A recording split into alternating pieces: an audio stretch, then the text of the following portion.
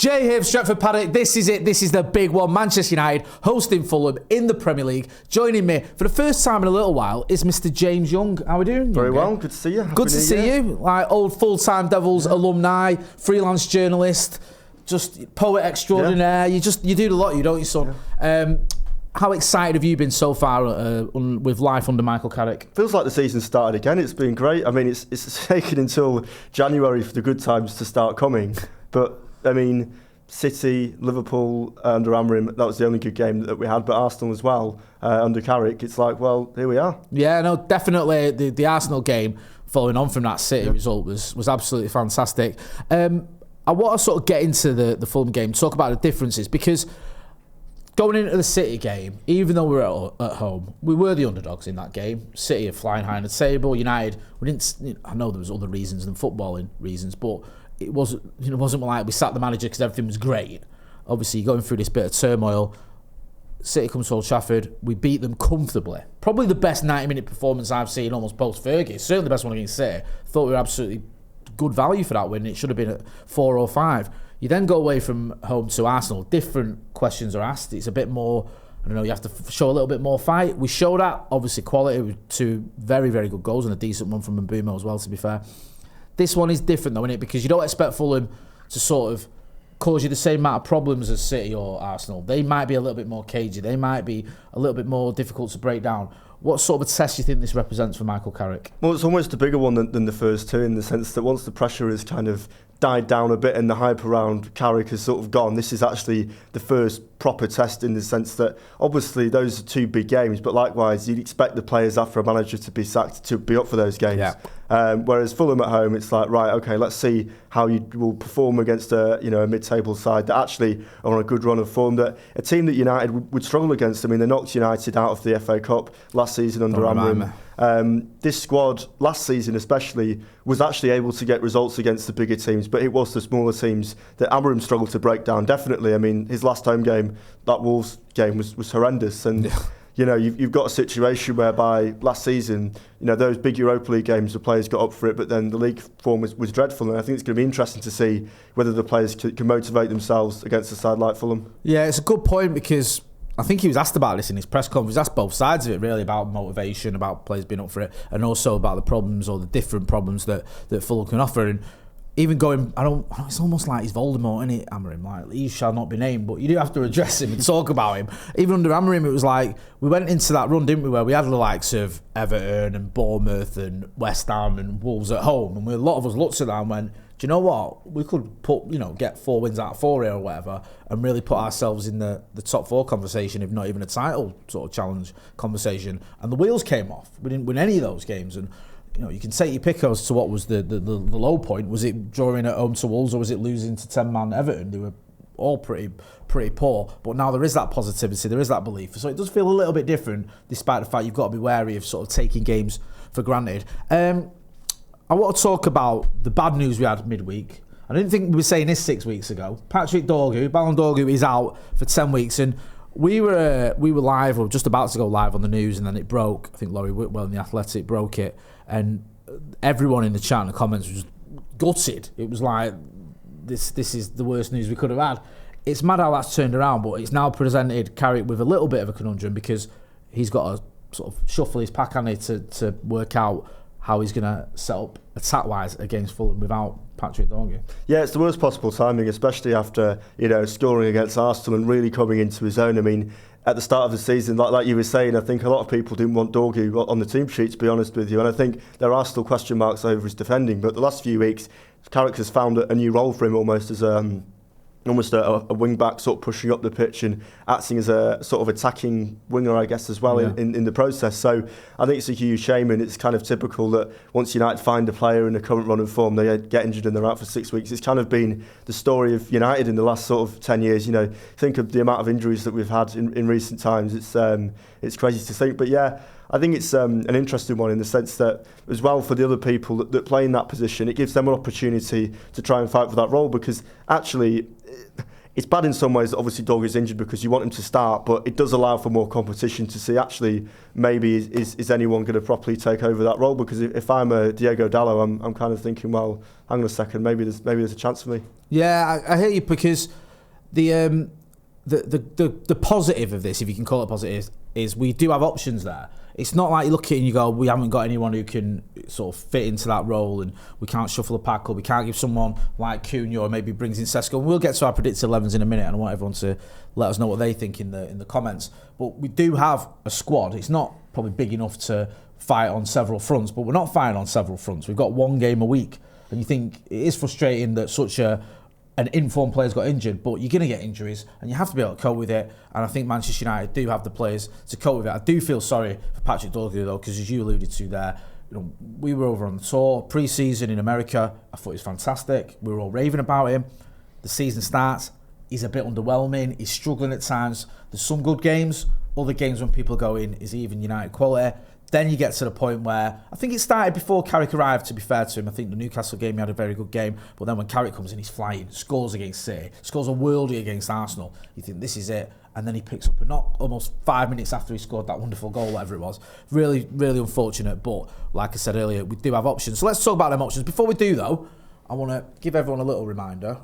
So get your phones out, film yourselves in landscape for 30 seconds, give us your score predictions and send them to paddockmatchday@gmail.com, and you can be part of the pre-match build-up for the watch-along on the channel. So you'll join the lads on the watch-along just before kick-off. We'll use all the score predictions as part of our pre-match build-up. So send it to paddockmatchday@gmail.com. 30 seconds of your score predictions. Right, Youngie, we'll start with you. Talk to me. Talk us through your team. It almost feels like a big chunk of this team sort of picks itself, but go on, I'll let you talk us through. So, you asked me earlier what my team selection was going to be, and we normally wait until after the press conference, but today I was fairly certain that was going to be sort of the team, unless there was going to be any major announcements, because I think Carrick has kind of decided pretty much, Dorgu aside, what is starting, I guess, aces minus the sort of front three. I think it's very much settled now. I mean, Lammers in goal, obviously. I don't know who else you'd really pick in that position. No, you're not bringing Binday back, are you?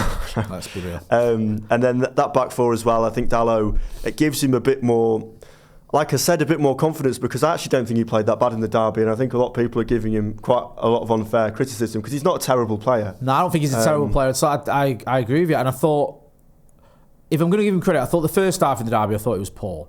But he shrugged it off well, because some players do that and that's it, they're done. And he was having one, wasn't he? And he shrugged it off in the second half much better. And I thought he had a very good game against Arsenal. I think and this sounds like a backhanded compliment, but there wasn't much I noticed about him. He just kind of got on with it, kept their attackers quiet, which is what you want your fullback to do, and supported the attack when he was needed. It was a sort of solid performance that you want from anyone in a United shirt, and he gave it. So I think he's an easy target at the minute, but I hear you. I don't see him getting drops. And then I think Martinez and Maguire, especially, I think Maguire as well. I mean, the turnaround that he's had in the last, I guess, maybe 18 months has been really impressive to see, and I think if I'm the club, I'm giving him a contract extension. It makes sense to have him there. And then that midfield, again, it's interesting to see Mainu definitely coming back in. You're seeing him get more confidence now in that position. I mean, I know Amorim wasn't a fan of him, but I think also he wasn't finding the right place to play him in that system that he wanted to. So I think it makes sense to start him. And Casemiro as well, obviously he's announced he's leaving at the end of the season, but again, I thought in the derby he was excellent. And he's just a professional on that pitch. We don't have loads of experience. Maybe Casemiro and Fernandes are the two on the pitch that you'd rely on to carry United through big moments. So I'd definitely start him. And then, that, I guess, front four, I've gone with Cunha and Ahmad on the wing, only because I think, for me, it just kind of makes the most sense with Mbeumo up top as well. I mean, I know a lot of people are talking about Sesko, but for me, he's just not been consistent enough in terms of chances. And I think Mbeumo just has a slight more relaxation in front of goal. He doesn't seem to be snatching at as many chances, and he just seems to be a bit more cool, whereas Sesko still feels like he's snatching a bit, and it just feels like he's still nervous. And I know you solve that by starting him maybe against a team like Fulham, but I think Mbeumo is probably a better option for me up front. I agree with pretty much everything you've said there, Younger. Even the fact you've got Mbeumo and the reason you've got him in. The reason I'm going with Sesko is because of what you've said. I actually think Sesko could do with a start. I think he could do with starting a game of football. And I feel like might be slightly harsh on Cunha, who's done very well in the last 2 games when he's come off. But I also think Cunha, as long as you can sort of sell it to him if you're Michael Carrick, coming off the bench is very, very effective. And he's arguably more effective than Benjamin Sesko is. I think Sesko starting with Dorgu being injured. I think that's how I expect Michael Carrick to shuffle it. I just think he might say, look, Cunha, you've been brilliant, but we'll go with Sesko. You're going to obviously get some minutes. Come on and keep doing what you've been doing, because that gives the opposition such a nightmare as well when Matheus Cunha comes on. You're knackered. It's the 70th minute or 60th minute, whatever, and then he comes on. He saw the quality. Arsenal just gave him too much space, but even so, it's probably part of you thinking he ain't going to bang it in from here, and his finish was just absolutely fantastic against Arsenal. So yeah, it's played within margins there. I couldn't quite decide which the way I think Carrick's going to go. I see your point where I think it could be Cunha, but I just fancy him to start Benjamin Sesko. And I think of the two, I think perversely it might be Sesko who's more upset about not starting. He feels like maybe a bit more pressure. Cunha's doing well. I'm struggling to get going. I'm not really getting many minutes. I don't think he got any in the derby, did he? So we'll see. Let us know what you think. Get involved in the chat in the comments. Do you agree with youngest team? Do you agree with mine? Do you think it's going to be different? These are predicted 11s, obviously. Give us your predicted 11 or your preferred 11. You can do what you want. Let's talk about Fulham then, because Fulham are one of those teams where you got to keep your eye on them, because it's easy to go, it's only Fulham, who are they? But they're doing well. They're in a good bit of form. Marco Silva has been linked with the Manchester United job, and I'm going to nail Michael as to the mast straight away and say I'm not keen on that whatsoever. I think that'd be just the most underwhelming appointment since Ralph Rangnick, probably worse. But he has been linked for a reason, because he's been doing very well at Craven Cottage. They're in a good bit of form. I think they've won 4 of the last 5. And going back even further, I think it's 4 wins out of 8, I think, with 1 loss. So, in a good bit of form, playing well under Marco Silva. We had a bit of a weird one, didn't we, at Craven Cottage? Do you remember? Because we started off really well. Bruno missed a penalty, I think Cunha missed a couple of chances. They ended up drawing. The game was a draw. And then after the game, Iwobi and Silva were acting like they'd sort of got the keys to Old Trafford. They were like, we knew how to beat him, we knew what to do against them. I think, well, you didn't beat us, you drew at home. There's so many games under Amram that blur into one, to be honest with you. When I was speaking to you, because I know you go to all the games and you watch them all, but you looked at me like I made all that up. You were genuinely like, your expression didn't change, you just went... Like, and halfway through my sentence, I thought, am I getting this right? Is this because you're not reacting to this like I'm talking any sense? But that definitely happened, didn't it? It did. Yeah. Until you reminded me of it. Like, honestly, and this isn't, by the way, because I don't watch the games back. No, I know you do. I'll watch it back. Fair enough. There's so many games under Amram, home games especially, that seems to just end the same way. It was like we'd take the lead, they'd equalise, and it would finish 1-1, or it'd be a 1-0 defeat. And until you reminded me what happened, I was like. So we lost to them in the FA Cup last season. Yeah, this one I think the one at Craven Cottage was it Lenny Yoro? Yeah, and didn't it like I think the substitution was that everyone was sort of rattled by was the fact that I think he did a bit of a swap with Yoro for heaven or something, and I think Ugarte came on eventually, and at one point Mason Mount was in midfield. Kobe Mainoo I don't think came on in this game, which annoyed a lot of people because it was like, look, you've got him right there. Or I'm pretty sure he didn't, or if he did, it was right at the end. I think he didn't. But yeah, it wasn't a game where you look back with any fondness. But I was actually annoyed with Fulham because they carried on. At the end, they were time wasting. They were hanging on, and the way they spoke to the media afterwards was like they battered us 5-0, and it was like we know how to play against United. And I thought, bore off. They have got good players. I'm not going to go through the entire team. There's 2 players I want to talk about. Calvin Bassey, who, look, I love Brian Mbeumo, but I think he had a very, very difficult afternoon at Craven Cottage against Calvin Bassey. Calvin Bassey had a mint game that game, and he's a player that's sort of, not just physical, I think people focus on his physicality, but he's a very good defender. And a man who's in unbelievable form at the minute is Harry Wilson. Yeah.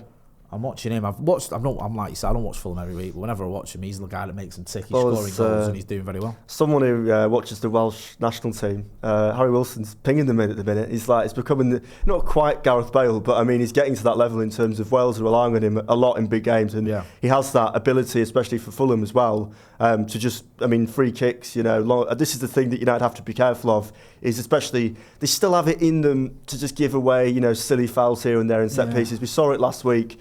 You can't be doing that with Harry Wilson because he's a bit like, it reminds me a bit of Payet at West Ham in that period where every free kick he went in was just going in. That season, didn't he, where he turned into like prime Cristiano Ronaldo. Like, it was just ridiculous. And then he went back, was it to France or wherever? Marseille. And then I don't know what happened. Then I lost interest. But yeah, he had a phenomenal spell, didn't he? And Harry Wilson, he's having one. I think his contract's up at the end of the season as well, so he's going to have a lot of suitors if he doesn't sign a new deal. With all that being said, then, Youngie, give us your score prediction. I think United should win, and I am more confident than I usually am, only because of the last two results. But I think Fulham will not be as easy as people say they will. So I'm going to say 2-1 to United. I like that. I think there's goals in it. I think Fulham will cause us problems. I think Wilson, you can't ignore the form he's in. And I hear your point about maybe set piece. I just can't be having that away end going mad at Old Trafford again whilst everywhere else is quiet. I'm sick of hearing that. I have to walk past them all as well. When they come out, I hate that. They might walking past just jubilant, West Ham fans or Evertonians or whatever. It just does my head in. I'm going to go 3-1 United. I think that Fulham can get a goal. I think we'll see the best of what we've seen so far in United. That bit of fight, that if Fulham get a goal and they're in it, United can show that resilience and also that quality as well. So I'm going to go 3-1. Get involved in the chat in the comments and let us know what you think. Do you agree with Youngie? Do you agree with myself? Do you have your own score? Don't forget to send your score predictions to paddockmatchday@gmail.com as well. Check out the merch as well. We've got merchandise on offer. There's a link in the description for that. Make sure you're following James Young on all your socials. That's been James Young. I've been Jay Martin. This has been a preview. Manchester United hosting Fulham in the Premier League. Thanks for watching.